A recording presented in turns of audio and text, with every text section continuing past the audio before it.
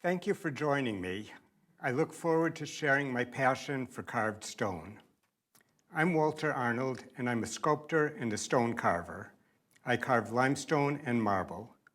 I'll tell you a little about my background to help you see stone carving through my eyes, and then I'll introduce you to Staglieno Cemetery in Genoa, Italy. Staglieno is a hidden treasure. Little known place, but it's the largest outdoor sculpture museum in Europe, and it has the greatest collection of mid-19th to mid-20th century Italian marble sculpture. Our oldest records of civilization come to us through carvings. This art has been with us throughout history, adapting and adjusting to fit different times and cultures while retaining its historic foundations. The carvers of past generations left us a fantastic legacy of beauty and creativity, but all too much of it has been ignored, overlooked, and abandoned.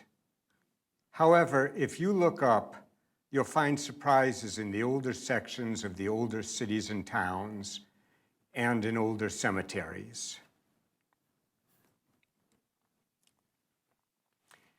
I've been creating art all my life.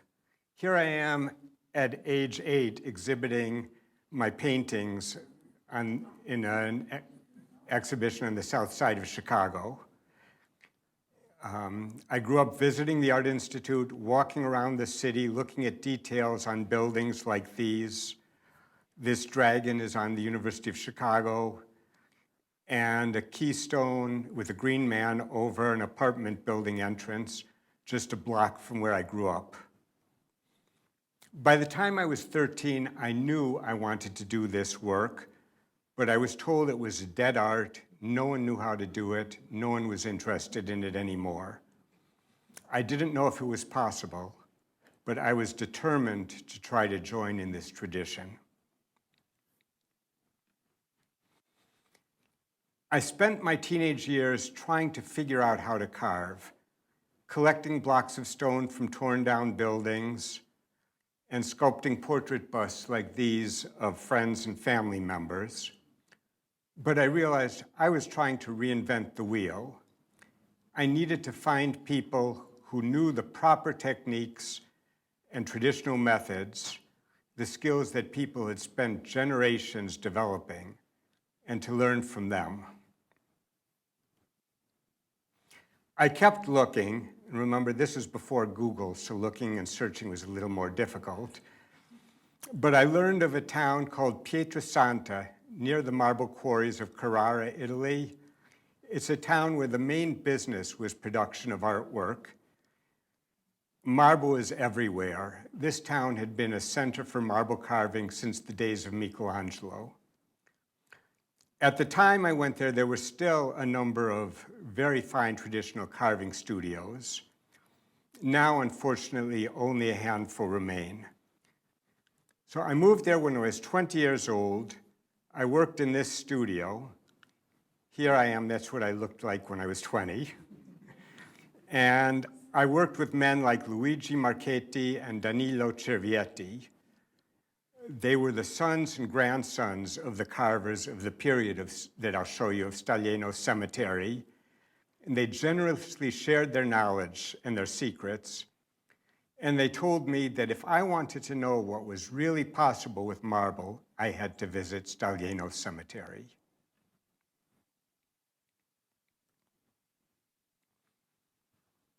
On those early visits to Staglieno Cemetery, I discovered amazing and beautiful works like Giovanni Scanzi's 1886 Carpanetto Memorial. The young angel is struggling against the wind, trying to control his sailboat and bring it to safety in a tremendous storm. The impressions of Staglieno have continued to guide me and to sail through my life. By the way, this is basically one block of marble. The hull of the ship is a separate piece. The top of the mast is a separate, but all of this is carved from a single block of stone.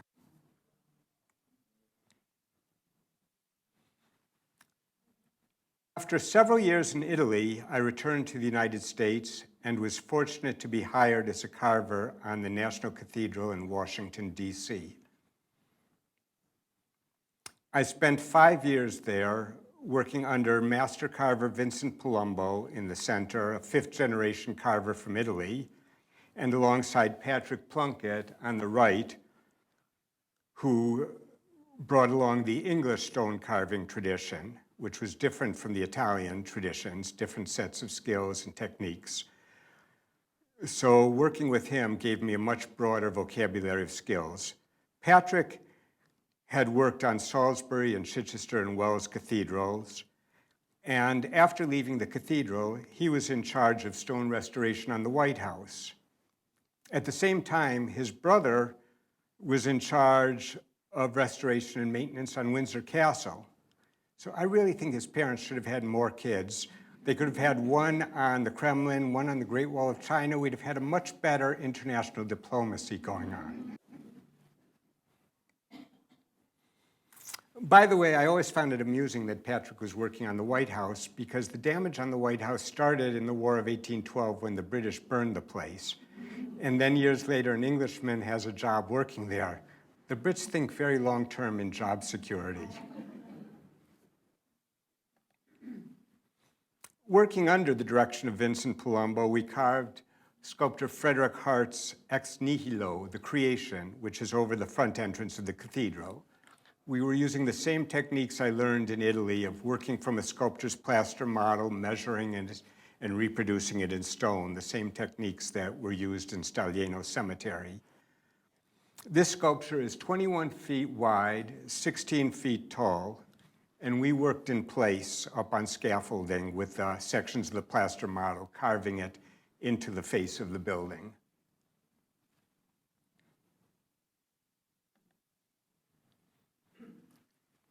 Stone is a natural material cut from the earth, from quarries that can go deep into the ground, as with the Indiana limestone quarries, or up in the top of a mountain, as with the Italian marble quarries.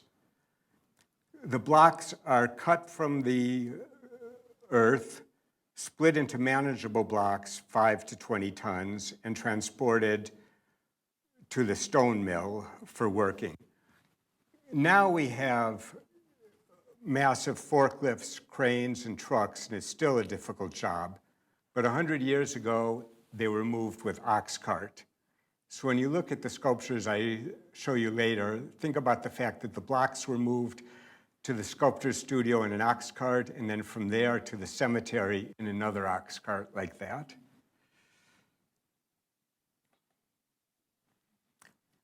So the blocks are taken to a stone mill, which is equivalent of a sawmill for wood, a fabricating plant, where they use a wide range of saws and shaping equipment along with skilled handwork, cutting the blocks to size and to shape as required. So I will work with a stone mill.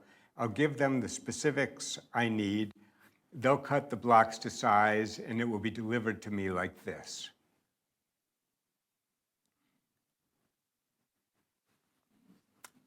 I hope that little look at my background gives you an idea of why I am so in awe of the works at Staglieno Cemetery in Genoa, and why we've been working to preserve these masterpieces. The works I found at Staglieno have been an inspiration and a guide throughout my career and my life. Staglieno is an active cemetery. It's a sacred burial place, but it's at the same time a museum unique in the world.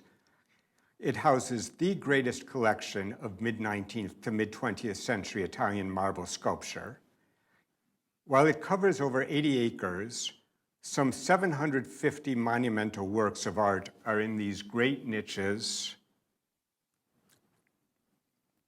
throughout more than a dozen covered galleries, and there are another 750 smaller works on the pilasters, set in the pilasters flanking those niches.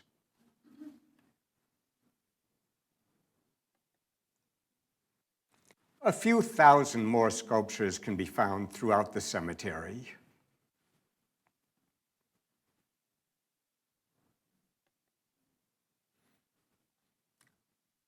In 1886, the Parisian newspaper Le Figaro announced that Staglieno was the most beautiful cemetery in the world.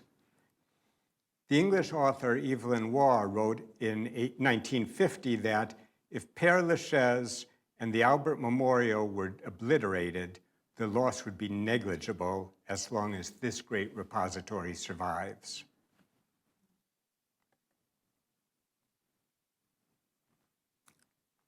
In the late 19th century, there was a marvelous confluence of demand and supply for magnificent memorial sculptures. Centuries of continual development of Italian sculpture led to the presence of a huge supply of great sculptors and artisans.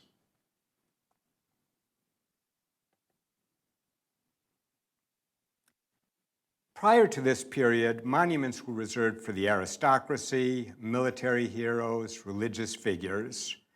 With the changes brought about by the Enlightenment and the unification of Italy came a new freedom, a new social perception.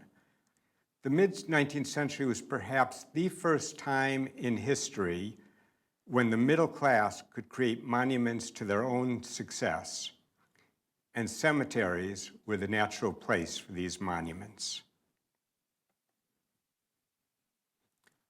Because in the Victorian era, cemeteries played a large role in family and social life. Cemeteries were the public parks of the time. People would visit regularly, socialize with their friends, and families would even picnic there.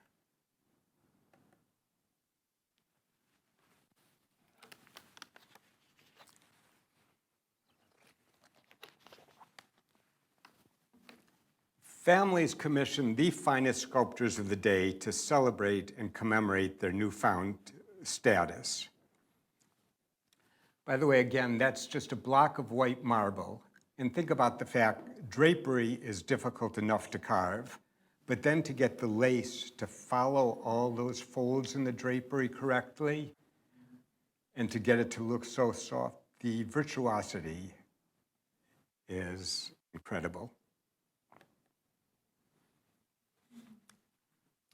Commissioning such a work of art was a contribution to the beauty of the city.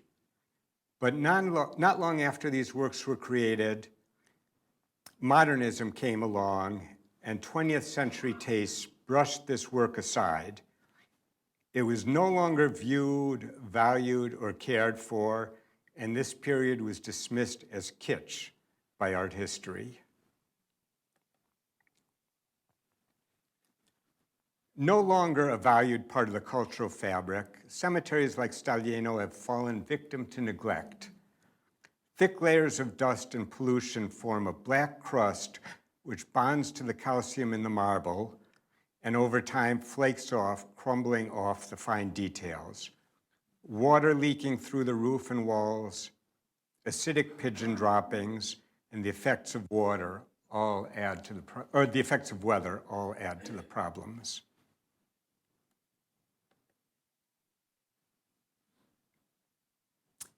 At Staglieno, we can encounter a full range of styles of art from the mid-19th to the mid-20th century, from neoclassicism, romanticism, and bourgeois realism through symbolism, liberty, which is the Italian flavor of Art Nouveau, and Art Deco.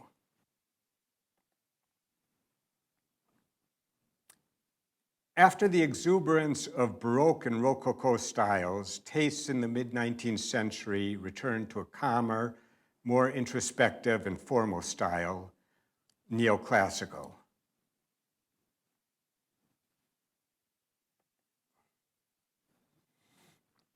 This is on a neoclassical angel. This is the wing of the angel carved in a block of stone. It's simply the finest wing I've ever seen. The sculptor, Agostino Allegro, was only about 25 years old when he created this. Sadly, he died at the age of 43, and his name was pretty much forgotten.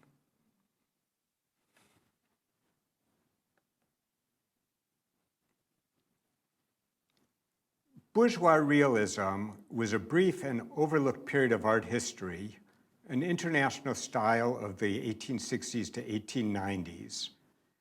Breaking away from the earlier classicism and romanticism, this style demanded a clear, honest portrayal of its subjects without any idealism. It went along with the coming feelings of democracy in society at the time. It required the highest levels of technical virtuosity to accurately depict every detail. Many of these sculptures express in marble the same intense drama that Italian composers of the era, Rossini, Verdi, Puccini, were expressing in music. Here, a father and son comfort each other over the loss of the grandfather.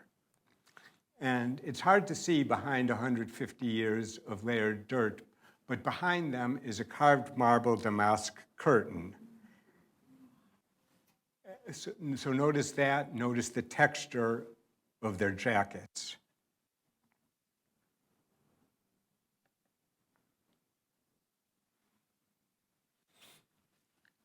The young 30-something widow, Virginia Prile, says goodbye to her husband of a dozen years, Raffaele Pianove, who is 60 years her elder. She lifts the sheet for a last glance. The soft folds and texture of the sheet draped over her husband are carved with exquisite tenderness. Think about the difficulty and skill required for the carver to get the chisels under the sheets and carve Raffaele's head. And look at how the entire composition moves towards the point of the glance, the fleeting glance. This sculpture took 6 years to create, as the widow was constantly involved in the design, ensuring that it would convey her true love to counteract any gossip that her May-December marriage was about anything but. And by the way, she never remarried.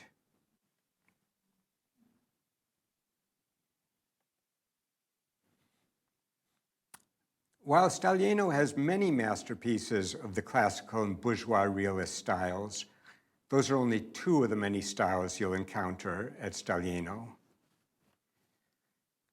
And notice the tension and realism in her arm as she clutches this crucifix.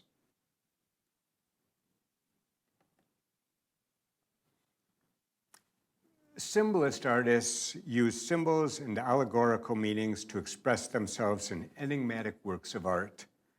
They often created spiritual works incorporating dreams and mythological content. And also here you can see how the marble is starting to break down from neglect. Art Nouveau was based on natural forms like plants, flowers, and waves, and avoided strict geometric design.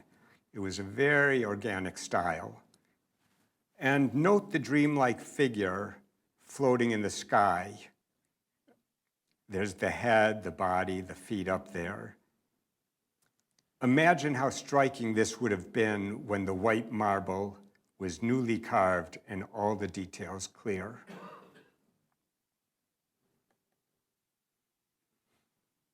Art Deco, the predominant style of the 20s and 30s, is characterized by precise and boldly delineated geometric shapes and simplified, stylized forms.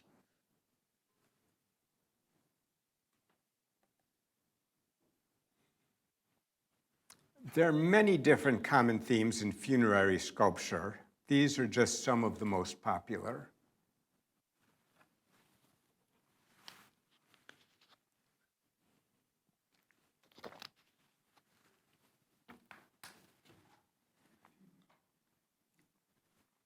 There are, of course, a great number of works based on religious themes. Note in this one, creating a good wet representation of water in carved stone is quite rare and difficult. I've only seen a few really successful examples in my life, and this is one of the best.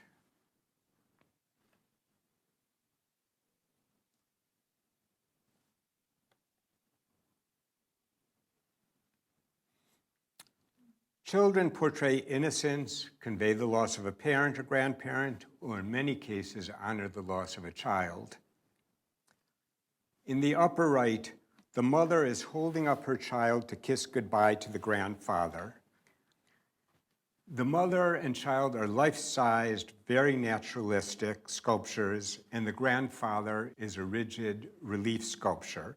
So it's like the mother and child are alive and saying goodbye to the grandfather, except they're sculptures and we are the live ones in the scene, seeing the sculptures. So it really draws us into the experience and blurs the boundaries between life and reality and sculpture and art.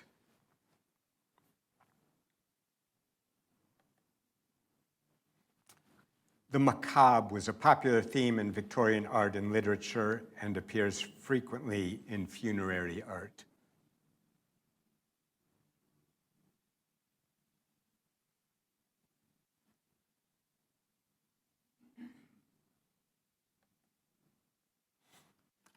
Philanthropy was very important to the wealthy citizens of Genoa. Luigi Pastorini was a very generous philanthropist who funded a children's hospital. To honor him, sculptor Giuseppe Navone created this memorial. The angels are passing coins to a nun who is holding a sick boy. This bowl of coins just amazes me. It's completely carved out behind, and the faces are carved on the individual coins. Consider how the carver had to get a chisel past the coins and fingers to carve the palm of the hand. There's no direct angle of access. Note also how the right hand has just enough tension to be holding the weight of the bowl, and the left hand is almost in movement as it's catching the falling coins.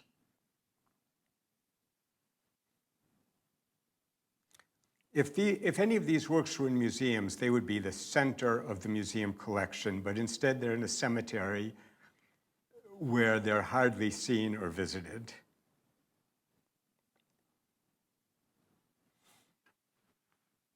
As you see, Staglieno is a phenomenal museum, a world treasure. But we turned our backs on this period of art, and in so doing, left these monuments to decay.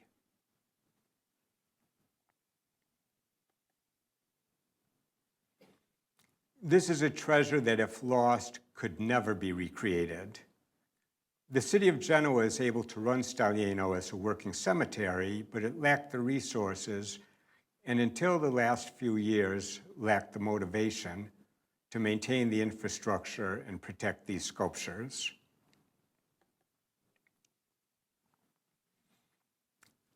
To help preserve these sculptures is my way of giving back to the carvers who inspired me. Therefore, we created American Friends of Italian Monumental Sculpture, AFIMS, a nonprofit organization that is working with the city of Genoa to support restoration of these masterpieces and to increase awareness of this amazing collection. Going into it, I didn't know how much we could accomplish, but I knew we had to try. To date, we've been able to sponsor 16 completed restorations and are preparing for more. We've also inspired the city to wake up to what they have, and the city has begun doing much more, getting more restorations. They've started doing tours and promoting awareness of the cemetery. The sculpture on the left was partly restored at this point. You see how one half has been cleaned and the other half is still dirty. And the restored children on the right, I'll be telling you more about them shortly.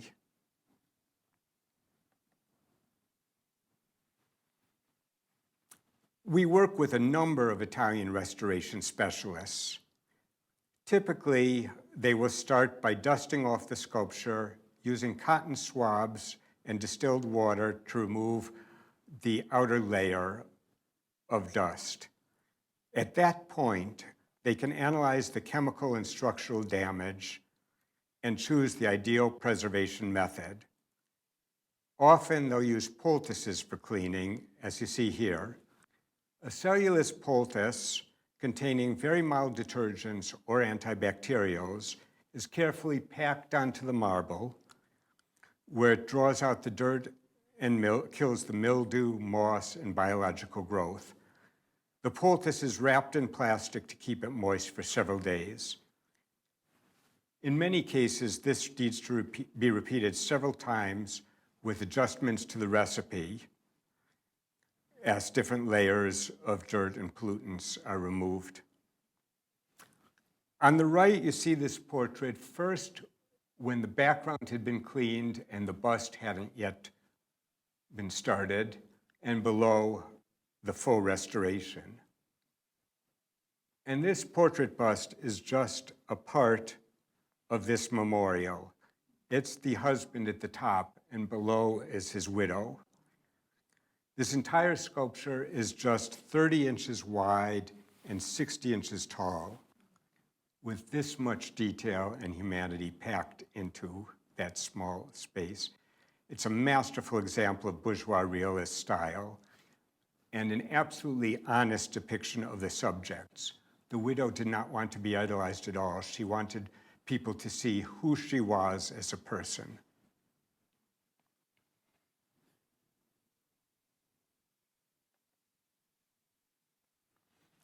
The restorers have a wide repertoire of methods and techniques, including laser cleaning when it's deemed appropriate. But one thing they do not use is any heavy, intense methods that can be destructive. No power washing, no sandblasting. I see those done in this country, and they're terrible. They destroy things. They're very careful, first and foremost, to do no harm.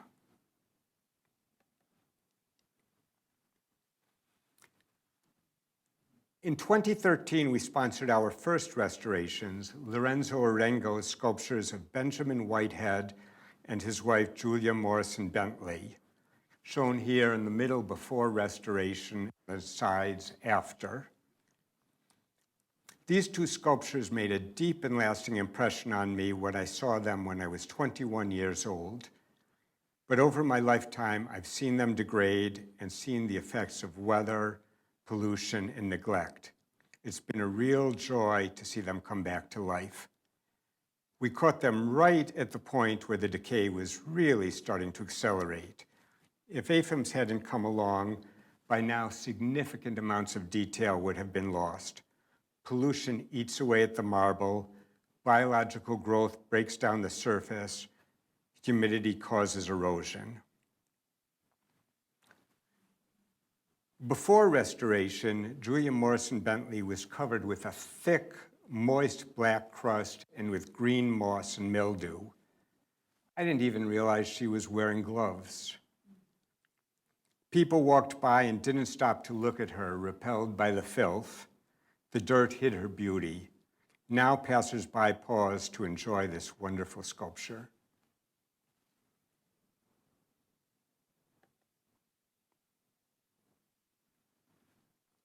Leonardo Bistolfi was the leading symbolist and Art Nouveau sculptor in Italy. He's represented in museums around the world. The Bauer Memorial, one of his greatest pieces, is located in a very humid and overgrown part of the Protestant section of Staglieno Cemetery. You can see the results of our restoration.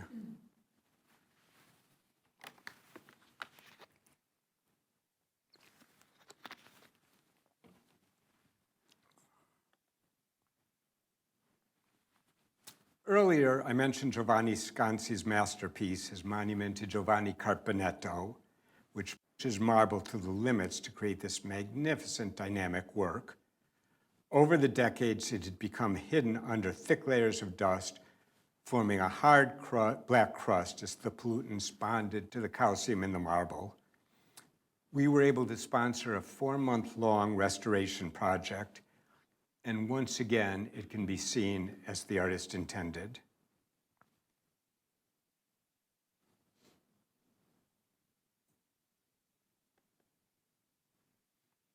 The virtuosity of the marble carving, chiseling a block of stone to get the delicate cloth blowing in the wind, with all of that texture and detail, and the tension in the musculature of the young angel, it's just breathtaking.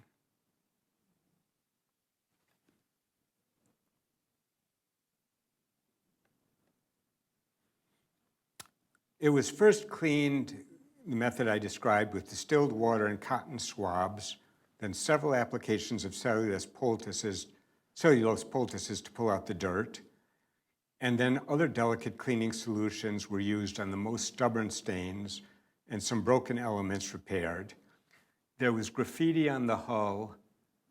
If you look closely, you might see some of that there. And there was garbage thrown inside the boat.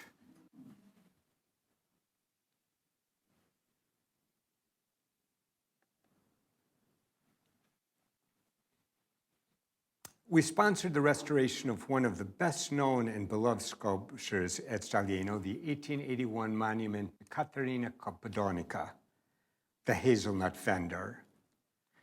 She was a poor single woman. She had been married briefly in her youth, but her husband was an alcoholic who abused her and she dumped him. So she survived as a street vendor selling nuts and sweets at fairs and festivals. There was no safety net in those days, and she was at the bottom rung of society. But she worked and saved all her life, and when she was in her 70s, she commissioned one of the most celebrated artists of the time, Lorenzo Arengo, to sculpt her memorial. She wore her best clothing and modeled for him holding cakes and a string of hazelnuts. This sculpture is a demonstration of the democratization of Italian society in the late 1800s. While it remained a very hierarchical and structured society, for one of the first times in history, even the poorest could stand up with dignity and look important citizens in the eye, taking pride in what they made of themselves regardless of the circumstances of their birth. And that's why this sculpture is so symbolic to the people of Genoa.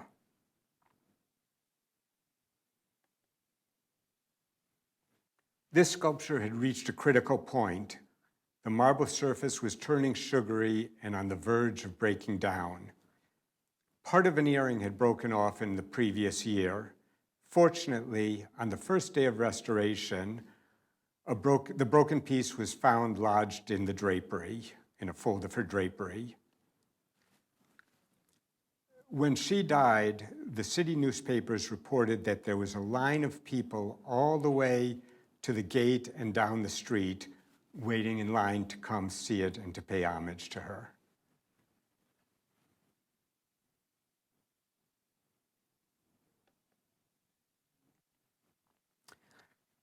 The hazelnut fender, it's located in a crossing at the end of the oldest gallery at Staglieno, and we have sponsored restoration of all 4 sculptures in this gallery, these 2, and then there are 2 more in front. This creates a beautiful corner of the cemetery, our gift to the citizens of the city. The city of Genoa has since been undertaking restoration of a number of the other sculptures in this gallery. In the photo, you see these 2 have been restored, and since then, several more have been done.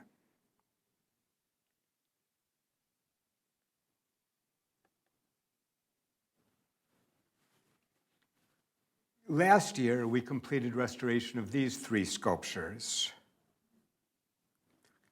In the center is Antonio Rota's 1887 memorial to the Gnecco family, which tells an intense and tragic story. The 2 orphans, I showed them in a photo earlier, are looking up at their mother, saying goodbye. The angel is pointing up as the mother rises to heaven, where 4 siblings who predeceased her are waiting. The 2 smaller memorials flanking this are Domenico Bozzano's tomb, sculpted in 1874 by Giovanni Scanzi, the same sculptor who did the Carpanetto with the sailboat 13 years later, and sculptor Domenico Gallino's memorial to Luigi Bianchi.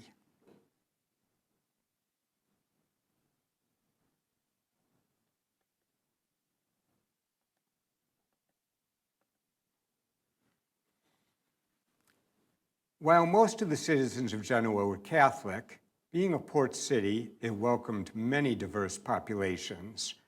Staglieno reflects this and includes Protestant, English, Eastern Orthodox, Muslim, and Jewish sections. The Jewish sections suffer some of the worst neglect and deterioration. The Jewish community, which was quite significant and vibrant before World War II, was decimated in the Holocaust. However, recently the small Jewish community has been making efforts to restore their sections of Staglieno, and our organization, AFEMS, has been able to provide assistance. Over the past year, we've sponsored a major cleanup, still underway. Overgrowth is being removed, broken tombs reassembled, and gravel paths will replace the dirt paths. Although some of the worst damage is found in the Jewish sections, as you've seen, the sad neglect and deterioration can be found throughout this cemetery.